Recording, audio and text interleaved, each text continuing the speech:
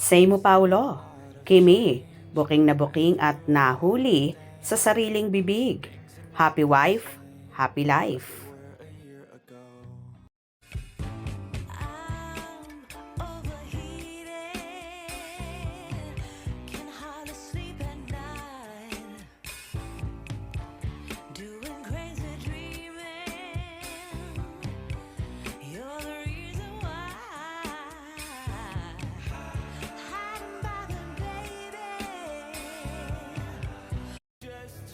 Nakakaloka nga ang isa sa naging episode ng afternoon show na It's Showtime, kung saan bunot na naman si Kim Chiu at tila buking na buking sa kanyang sinabi.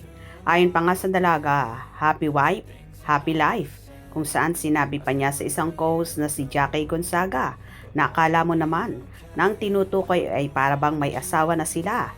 At dahil nga sa naging pahayag na yon ni Kimi, tila buking na buking talaga siya na so happy wife, happy life ang peg niya ngayon sa piling ng kanyang rumored boyfriend na si Paulo Avellino.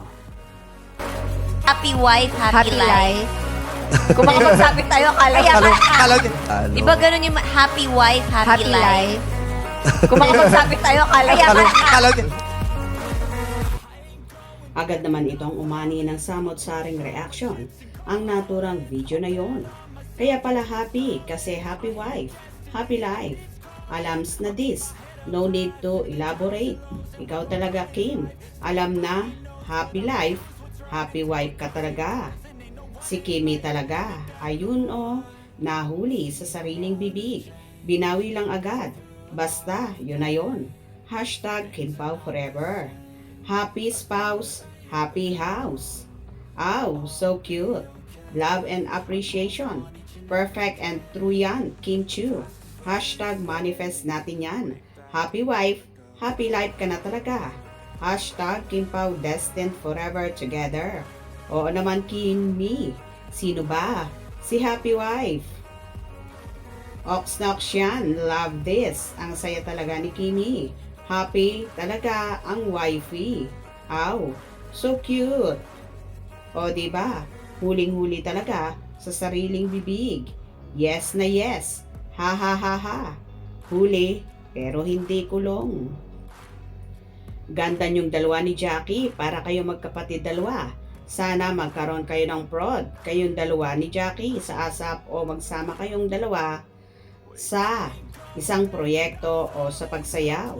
Lagi namang maganda si Kim Chiu. Super ganda. Everyday. Pretty Kimi. Guwapa, guwapa. Of course naman.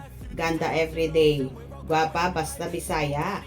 Hi Kimi girl, good luck and wishing you the very best with continued success in 2026. Blessings from the universe and God's grace and His blessings to keep you safe and His care always until we meet again.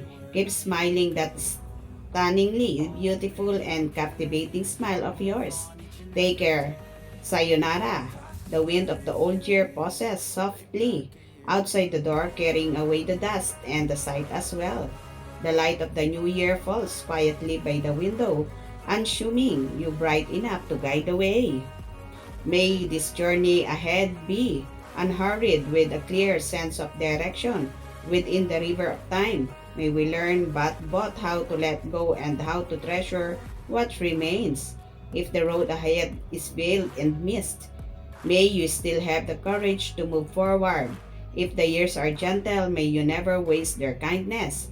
In the new year, as all things are renewed, may your heart be at peace, your dreams steady, your path smooth, and every one you meet be kind and worthy.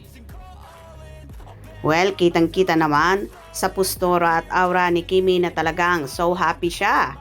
Posible nga bang happy wife, happy life siya? Anong masasabi kaya dito ni Paulo? Hope you enjoyed. Please subscribe for more info.